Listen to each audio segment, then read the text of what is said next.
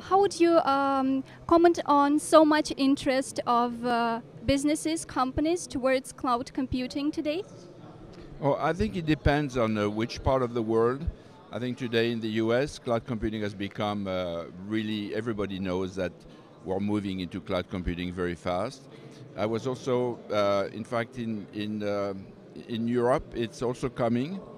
And I think some countries, and I think I look at Russia as a country which certainly could adapt much quicker, in fact, cloud computing than the more traditional economies. So that's what we see, but it's definitely happening and on a worldwide basis. But what are the reasons for such a popularity of cloud computing? Oh, the reasons are very simple, in fact. One is economics. It's significantly more effective, it's more cost effective to essentially use computing via the cloud now that the internet is free, that there is bandwidth, and then you can have as much computing power as you like in the data centers. And the other reason also is that the cycle, you don't have to worry about installing, updating, managing all that software. You just use it like you're currently using apps on your iPad or your iPhone.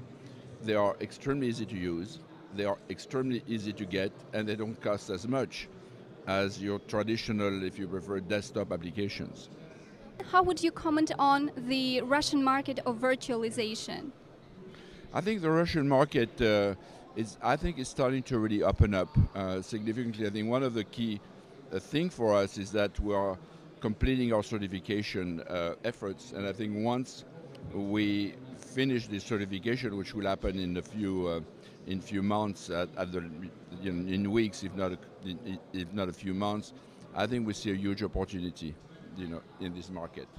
But what are the disadvantages of the Russian market? I don't see many disadvantages because as a cloud computing vendor, you can distribute your software everywhere, instantly, because the internet brings you there. So the only disadvantage that will be here is that you have obviously a language issue and you have also some regulation or certification issues. But these are not major obstacles. You just have to go and make the effort of translating your product when required, and as well as making the effort to get the appropriate certifications.